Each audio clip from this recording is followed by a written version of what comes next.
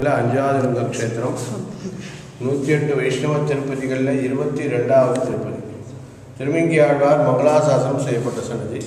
முகாரவந்தத்தில் சூரியன், நாபியில பிரம்மா, திருவடியில சந்திரன். எல்லா பெருமாளும் சயன திருக்கோலத்தில் 2 ஏழோடு சனிச்சு நிற்பார். இந்த ஒரு பெருமாள் மட்டும் சயானோ வீரசயானோ சதுர்புஜா என்கிறபடி சயனத்தில் போகசயனம், உத்தான சயனம், புஜங்க சயனம், தர்பசயனம், பாலசயனம், அனந்த சயனம், வீரசயனம், ஸ்தலசயனம் 8 வகையான சயனத்தில் பெருமாள் வீரசயனத்தின் குலத்தில் சிவசாய்க்கிறார். திருமங்கி ஆழ்வார் 10 பாசனம் மங்களாசனம் செய்யப்பட்ட சன்னதி. திருவடியில் இருக்கிற சந்திரனுக்கு தக்ஷனாலும் துவஜபதி ரிஷினாலும் சாபம் ஏற்பட்டது. அந்த சாபத்தின் காரணமாக சந்திரனோட உடலில் க்ஷயரோகம் ஏற்பட்டது. அந்த க்ஷயரோக நிவர்த்திக்காக சந்திரன் அவருடைய தபஸ் செய்யும் பொழுது பெருமாள் பிரத்யட்சமாகி அவங்க குறைகளை நிவர்த்தி செய்ததற்காக இந்த ஊருக்கு இந்துபுரி க்ஷேத்திரம் சந்திரனால் ஏற்பட்டதாகும்.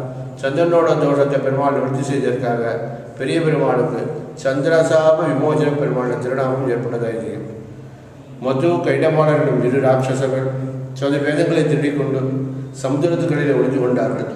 அந்த 2 அரக்கனுடைய இம்சை தாங்காமல் தேவர்களெல்லாம் பெருமாளை பிரார்த்திக்கும் போது பெருமாள் மத்ஸ்யாவதாரமாக சமுதிரத்துக்கு அடியிலே ஒளிந்து கொண்டிருந்த மது கைடமாளர் என்னும் 2 அரக்கர்களை துவம்சம் செய்து அவர்கள் திருடி செல்லப்பட்ட அழுக்கடைந்த பாழடைந்த உத்தரித்த அந்த 10 வேதத்தை தன்னுடைய புஜத்தினால் மீட்டு வந்தார்.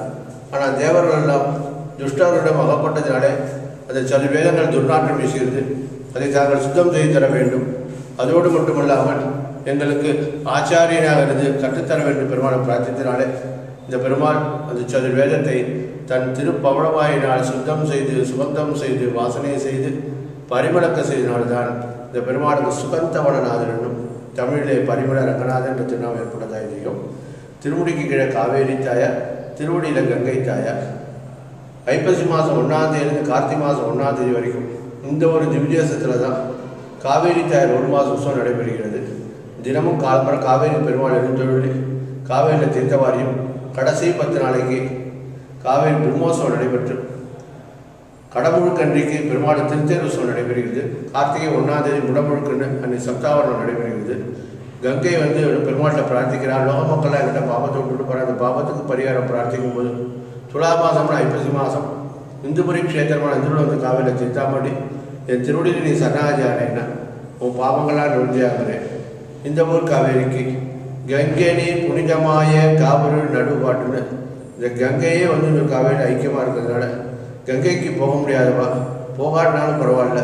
துலா மாதம்னா ஐப்பசி மாதம் இந்துபுரி க்ஷேத்திரமான இந்துவில் காவேரியில் தீர்த்தாமடி ஸ்நானம் பண்ணி வளம் இந்த பெருமாளை யார் செவிக்கிறாளோ அவளுக்கு பவாமயாப ஹாரச்சூர மாஷிஜேஷ்டதாயகம் பவாமயாப நாதமுக்கிய தேவமூலி பூஷணம் ராமா முகாப்ஜ பாஸ்கரம் சங்கப்பட்டநாதிபம் பஜாமி ரங்கநாயகன் பெருமாளுடைய சப்தரத்ன மாளிகாண்ட தியான ஸ்லோகத்தை சொல்லப்பட்டிருக்கிறது.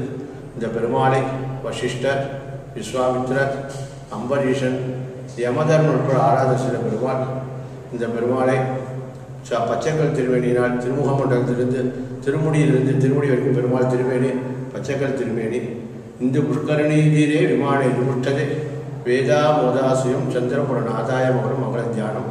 பெருமாளுடைய விமானம் வேதாமோத விமானம். இந்த ஊருக்கு பேர் இந்துபுரி க்ஷேத்திரம். இந்த ஊரில் புஷ்கரணி சந்திர புஷ்கரணி. பெருமாள் சந்திரனுக்காகவும் காவேரி தாயாருக்கும் பங்குனி உத்தரத்தனி பெருமாள் அவதார தினம். ஜெய் ஸ்ரீ